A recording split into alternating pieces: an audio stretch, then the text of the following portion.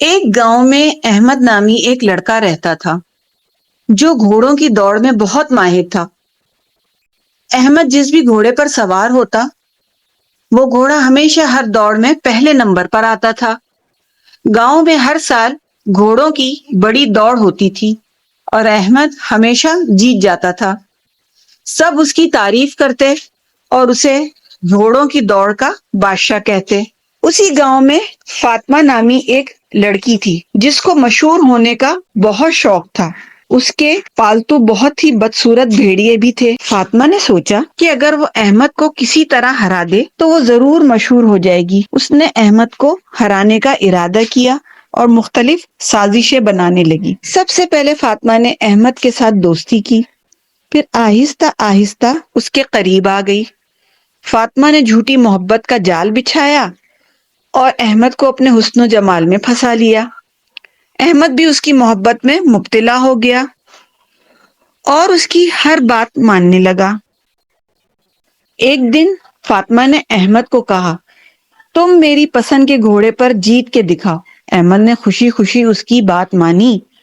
فاطمہ نے احمد کو اپنے جال میں پھنساتے ہوئے اس کے گھوڑے کی دوڑ کی تکنیکیں اور راز معلوم کر لیے، اور مقابلے کے دن اس نے احمد کو ایک لنگڑا گھوڑا دیا کہ اس پر سوار ہو کر دوڑ جیت کر دکھائے، اور احمد اس کی محبت اور اپنی قابلیت پر بھروسہ کرتے ہوئے لنگڑے گھوڑے پر سوار ہو گیا، اور گھوڑے کے لنگڑے ہونے کے باوجود بھی احمد ہمیشہ کی طرح یہ مقابلہ بھی جیت گیا اور فاطمہ ہار گئی، اور یہ بات اس سے برداشت نہیں ہو رہی تھی۔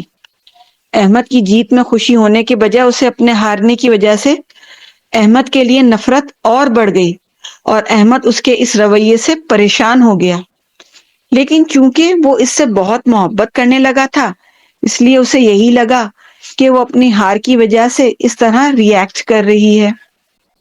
اور اسی دوران ایک اور مقابلے کا اعلان ہوا جس دوڑ میں صرف کپلز حصہ لے سکتے تھے۔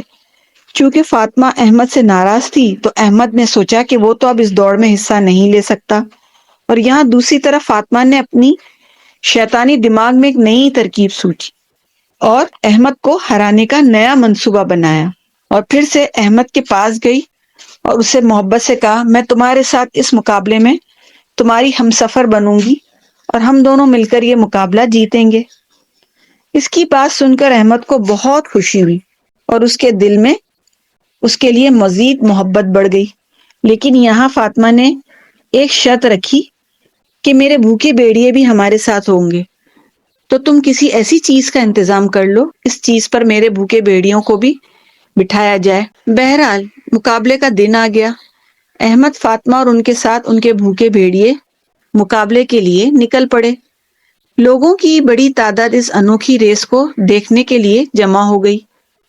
کچھ لوگ احمد کو سمجھانے لگے کہ یہ بھوکے بھیڑیے اور بدتمیز لڑکی تمہیں دھوکہ دیں گے، جیتنے نہیں دیں گے، لیکن احمد نے کسی کی ایک نہ سنی اور ریس کے لیے نکل پڑا۔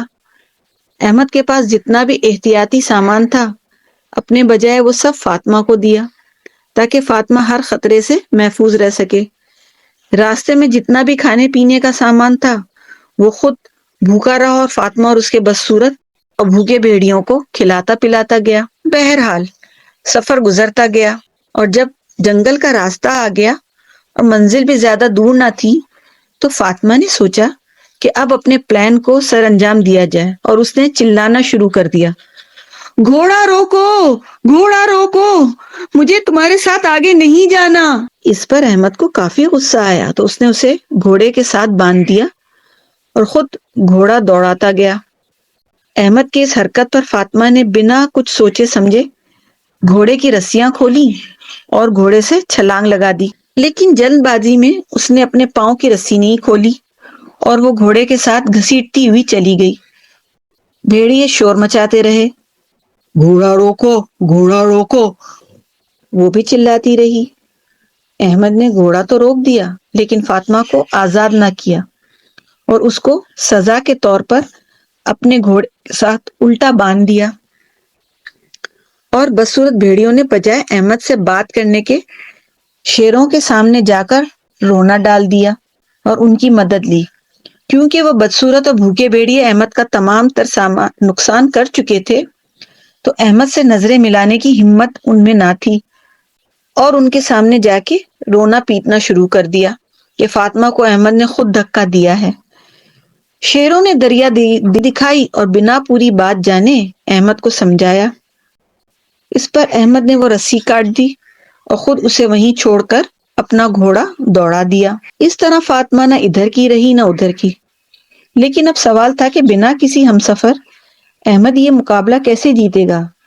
لیکن جو خود اچھا ہوتا ہے اس کے ساتھ اچھا ہی ہوتا ہے۔ احمد کے ساتھ بھی کچھ ایسا ہی ہوا۔ تھوڑا آگے جا کر ہی اسے خوبصورت اور نہایت ہی تمیزدار لڑکی ملی، جسے آگے جانے کے لیے سواری کی ضرورت تھی۔ احمد نے اس لڑکی کو اپنے گھوڑے پر سوار کیا اور احمد ہمیشہ کی طرح مقابلہ جیت گیا۔ اس کہانی سے ہمیں یہ سبق ملتا ہے کہ جو جیسا کرتا ہے وہ ویسا ہی بڑھتا ہے۔ اچھوں کے ساتھ ہمیشہ اچھا ہی ہوتا ہے۔